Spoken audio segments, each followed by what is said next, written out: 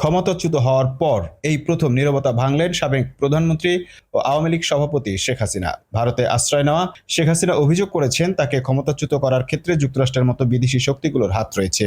শেখ হাসিনা গতকাল শনিবার তার দলের নেতাকর্মীদের উদ্দেশ্যে একটি বার্তা দিয়েছেন। এই বার্তায় তিনি এমন অভিযোগ করেন। বার্তাটি ভারতীয় সংবাদ মাধ্যম দ্য প্রিন্ট দেখতে পেয়েছে।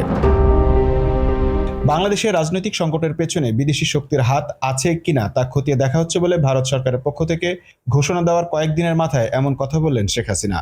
বার্তায় হাসিনা বলেন, আমি যদি যুক্তরাষ্ট্রের হাতে সেন্ট মার্টিন ও বঙ্গোপসাগর ছেড়ে দিতাম তাহলে আমি ক্ষমতায় থাকতে পারতাম। অনেকদিন ধরেই যুক্তরাষ্ট্রের সঙ্গে শেখ হাসিনা সরকারের টানাপোড়েন চলছিল। চলতি বছরের জানুয়ারিতে অনুষ্ঠিত জাতীয় সংসদ নির্বাচনের আগে শেখ হাসিনা বলেছিলেন তিনি এক শ্বেতাঙ্গ ব্যক্তির কাছ থেকে একটি প্রস্তাব পেয়েছেন। তাকে বলা হয় বিমান ঘাঁটি করতে দেওয়ার বিনিময়ে তিনি সহজে ক্ষমতায় আসতে পারবেন।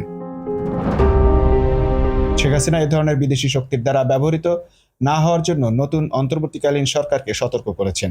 শেখ হাসিনা বলেছেন, লাশের মিছিল যাতে দেখতে না হয় সেজন্য আমি পদত্যাগ করেছি। তারা আপনার লাশের উপর দিয়ে ক্ষমতায় আসতে চেয়েছিল, আমি তা হতে দেইনি। শেখ হাসিনা আরো বলেন, তিনি দেশে থাকলে হয়তো আরো প্রাণহানি হতো, আরো অনেক সম্পদহানি হতো।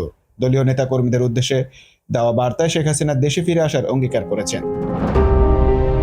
তিনি বলেছেন, আমি শিগগির ফিরবো ইনশাআল্লাহ। পরাজয় আমার, কিন্তু জয়ী হয়েছে বাংলাদেশের জনগণ। আমি নিজেকে সরিয়ে নিয়েছি আপনাদের সমর্থন নিয়ে। আমি এসেছিলাম, আপনারা ছিলেন আমার শক্তি। আপনারা যখন আমাকে চাননি তখন আমি নিজে থেকে সরে গেছি, পদত্যাগ করেছি। আমার যেসব কর্মী সেখানে আছেন তারা কেউ মনোবল হারাবেন না। আওয়ামী লীগ বরাবরই উঠে দাঁড়িয়েছে। Mamun Mahfuz, time news desk.